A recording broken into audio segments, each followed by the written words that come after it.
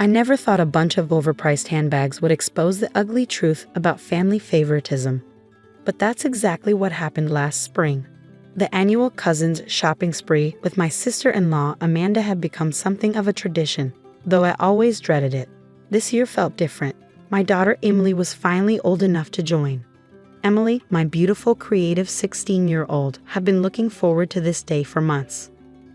"Mom, I can't believe I finally get to go," she'd squealed, hugging her sketchbook to her chest. Aunt Amanda always brings back such amazing things for the others. I forced a smile, trying to ignore the knot forming in my stomach. I knew Amanda's track record with my daughter. The morning of the shopping trip, Emily spent extra time getting ready. She wore her favorite midi dress, the one she'd redesigned herself with hand-painted flowers along the hem. Her curly hair was pulled back with the vintage scarf her grandmother had given her before passing away last year. Looking at her, I felt a fierce pride mixed with anxiety.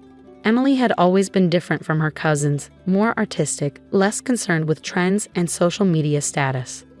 "Everyone's meeting at the mall at 10, Emily reminded me, practically bouncing with excitement. I nodded, grabbing my keys and trying to push away memories of past family gatherings, where Amanda's subtle digs at Emily had left my daughter fighting back tears. We arrived to find Amanda already holding court with her daughters, Maddie and Jasmine, along with our other sister-in-law Kate's girls, Taylor, Lily, and Sophia. All 5 teens were carbon copies of their mothers, perfectly styled hair, designer clothes, and that particular kind of confidence that comes from never being told no. "Oh, Emily, you're wearing that." Amanda's voice carried that familiar note of false concern. "I thought we discussed proper attire for shopping at luxury boutiques." She gestured at her own daughter's matching channel blazers. Emily's smile dimmed slightly, but she stood straighter. "I painted the flowers myself," she said quietly. "Each one's different, like real flowers would be." Amanda's perfectly penciled eyebrows arched. "How crafty. Well, girls, shall we?" She herded the group toward the high-end section of the mall, her heels clicking purposefully against the marble floors. I started to follow, but Amanda turned. "Sarah, darling, you don't need to stay. I know how these prices make you uncomfortable. I got everything handled." Her smile didn't reach her eyes. "It's tradition for the girls to shop with their auntie, isn't it?" Before I could object, Emily squeezed my hand. "It's okay, Mom. I'll text you later." She hurried to catch up with her cousins, her hand-painted dress a bright spot among their designer neutrals. 3 hours later, my phone buzzed with a text from Emily. "Can you pick me up?" Something in those 4 words made my heart sink. I found Emily sitting alone on a bench outside Nordstrom, her eyes red but dry. The others were gathered nearby, each holding distinctive shopping bags with designer logos. Amanda was orchestrating what looked like a photo shoot, her daughters and nieces posing with their new Gucci bags. "Show them off, girls," Amanda trilled. "These are the new season's must-haves. Custom ordered one for each of you." The teens giggled, striking poses with their matching bags. Emily stood as I approached, and I noticed she was clutching her sketchbook tighter than usual. "Where's your bag, sweetie?" I asked, though I already knew the answer. "Oh," Amanda's voice carried across the space between us, dripping with fake sympathy. I explained to Emily that these bags are quite exclusive. They're for girls who understand fashion, who maintain a certain image. She gave Emily's curves a pointed look. "Maybe next time, if she works on herself a bit. Diet, exercise, you know." The other girls tittered behind their perfectly manicured hands. Emily's cousins, girls she'd grown up with, shared holidays with, didn't even have the decency to look embarrassed.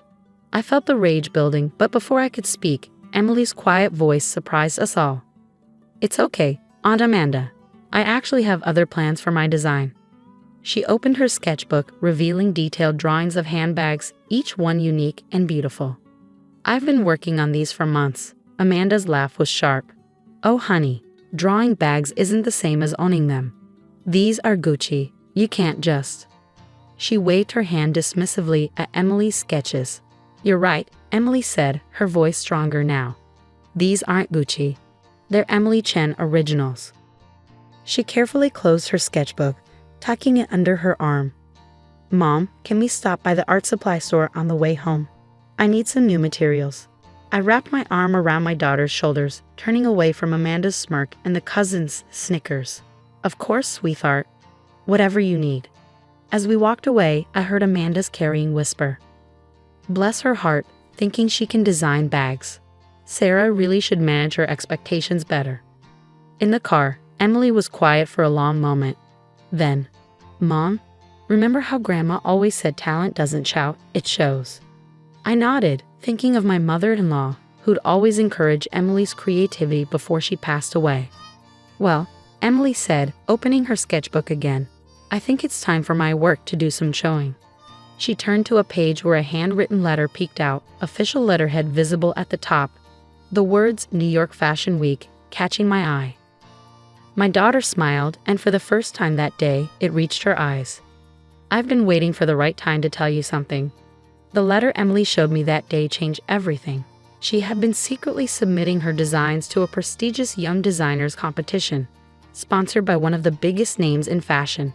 Not only had she won, she'd been invited to showcase her handbag collection at an emerging artist showcase during New York Fashion Week. I wanted to tell you, Emily explained, her voice trembling with excitement, but I was afraid of jinxing it. And she hesitated. I didn't want Aunt Amanda or anyone else to know until everything was ready. Over the next 2 months, our basement transformed into Emily's workshop. The folding table that once held holiday decorations now displayed sketches, fabric swatches, and prototype bags. Emily worked tirelessly after school, her fingers often bandaged from needle pricks, but her eyes shining with determination. Mom, look, she called one evening, holding up her latest creation. It was a stunning clutch made from upcycled materials with hand-painted flowers that seemed to dance across the surface. Each bag tells a story, she explained, running her fingers over the intricate details. This one's about growth, about beautiful things coming from unexpected places. I couldn't help but hear the metaphor in her words. The family, of course, remained oblivious to Emily's project. At our monthly Sunday dinner, Amanda was still holding court, her daughters now carrying their Gucci bags everywhere, even to the bathroom. Girls, Amanda announced, her voice carrying across the dinner table. I've arranged for us all to attend the Fashion Week preview show next month. Well, almost all of us. Her eyes slid meaningfully toward Emily. It's a very exclusive event, you understand. Limited seating. Emily just smiled and took another bite of pot roast. Under the table, I squeezed her hand. It's being held at the plaza, Maddie bragged, checking her reflection in her phone camera. Mom got us VIP passes through her social media connections. How nice, I said mildly, watching Emily's quiet smile grow slightly wider. The weeks flew by in a blur of late nights and creative frenzy. Emily's collection took shape, 12 bags, each one unique, each telling its own story.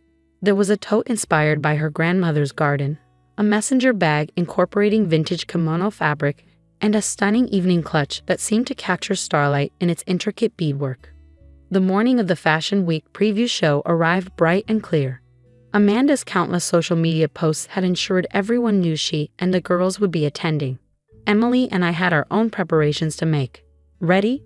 I asked, helping Emily pack her collection carefully into specially made boxes.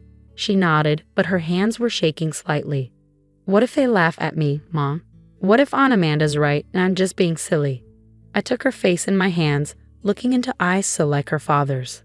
Listen to me. Your grandmother used to say that true talent doesn't need to announce itself.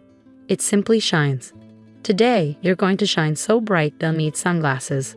We arrived at the plaza through the back entrance, where a harried-looking event coordinator whisked Emily away for final preparations. I made my way to the main entrance, arriving just in time to see Amanda and her entourage sweeping through the doors, their designer bags prominently displayed. Sarah, Amanda's perfectly shaped eyebrows rose in surprise. What are you doing here? This is a closed event. I smiled, holding up my pass. Oh, I have an invitation, special access, actually. There must be some mistake. Amanda frowned, examining my badge. Her eyes widened as she read the words Designer Family Access. But, how? Before I could answer, the lights dimmed and a voice came over the speakers. Ladies and gentlemen, welcome to the Future of Fashion Showcase, featuring emerging designers selected from over 10,000 applicants worldwide. Amanda and the girls found their seats in the VIP section, still shooting confused glances my way. I sat quietly, watching their faces as the announcer continued. Our next designer represents the youngest talent ever selected for this showcase. Her work challenges our perceptions of luxury, sustainability, and personal expression.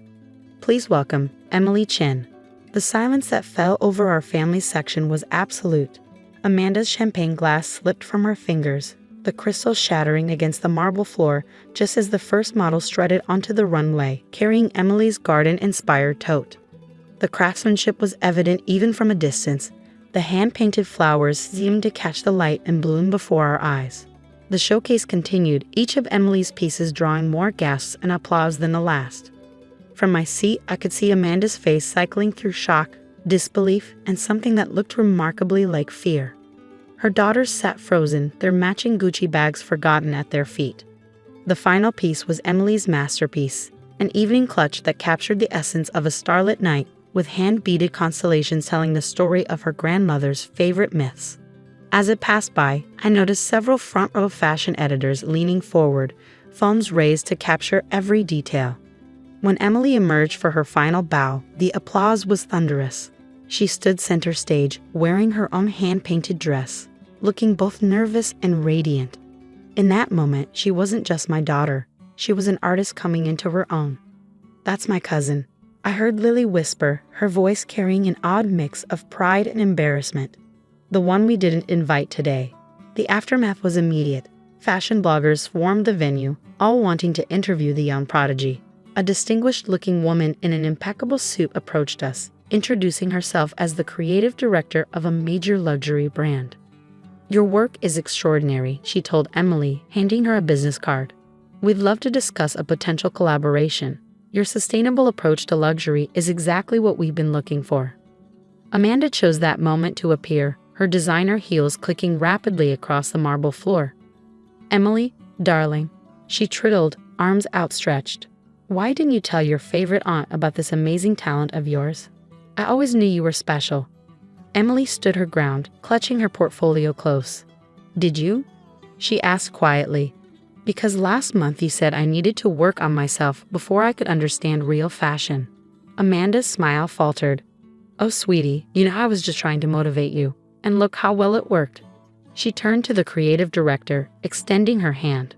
"I'm Emily's aunt. I've been mentoring her in fashion for years." The creative director raised an eyebrow, looking between them. "Really?" Because Emily's application essay specifically mentioned how her grandmother inspired her work, teaching her that true luxury isn't about labels, but about creativity and craftsmanship. Amanda's face flushed red. Behind her, I could see her daughters shifting uncomfortably, their matching Gucci bags suddenly looking mass-produced and ordinary compared to Emily's unique creations. "Mom?" Maddie tugged at Amanda's sleeve. "Can we see Emily's bags up close? They're actually really cool." "Absolutely not," Amanda snapped, then immediately tried to soften her tone. "I mean, Emily's probably too busy with all these industry people to spend time with family right now." "Actually," Emily smiled, "I'd love to show you girls my workshop sometime. I'm starting a summer program teaching sustainable fashion design to teens. You're all welcome to join." The girls' faces lit up, but Amanda cut in sharply. "My daughters already have summer plans, very exclusive plans." "That's okay," Emily said, her voice kind but firm. "The invitation stands, because that's what family does. They support each other, even when it's not convenient or trendy." The creative director smiled approvingly. "Well said. Now, shall we discuss that collaboration? We're particularly interested in your sustainable manufacturing process." As Emily walked away with her new mentor, I heard Jasmine whisper, "Mom, can we maybe look at Emily's summer program? These bags are all over social media now." Amanda stood rigid, watching her carefully curated world of designer labels and social hierarchy crumble. Her daughters were already following Emily's Instagram page, liking photos of her design process and sustainable fashion tips. Later that night, as Emily and I celebrated with ice cream in our kitchen, she pulled out her sketchbook. "You know what, Mom? I think Grandma was right about talent showing itself, but she was also right about something else." "What's that, sweetheart?" She always said success is best served with kindness. Emily showed me her newest sketch, a design for a beginner's sewing kit with a guidebook. I really meant what I said about teaching others. Even if Aunt Amanda doesn't let her kids come, I want to help other girls find their creativity. I hugged my daughter, marveling at how she turned exclusion into inclusion, hurt into healing. Her phone buzzed with another message from the creative director, something about a meeting with investors. Emily grinned. Think Aunt Amanda would like to hear about my upcoming collection. It's inspired by the theme of transformation, like when butterflies emerge from cocoons. I laughed, recognizing the subtle dig. Maybe send her an invitation to the show. On recycled paper, of course. Of course, Emily nodded seriously, then broke into giggles. Do you think she's figured out yet that my bags are worth more than her entire Gucci collection? Looking at my daughter, confident, kind, and successful on her own terms, I realized that some things were worth far more than designer labels. Emily hadn't just created a fashion collection, she designed her own path to success, one hand-stitched dream at a time.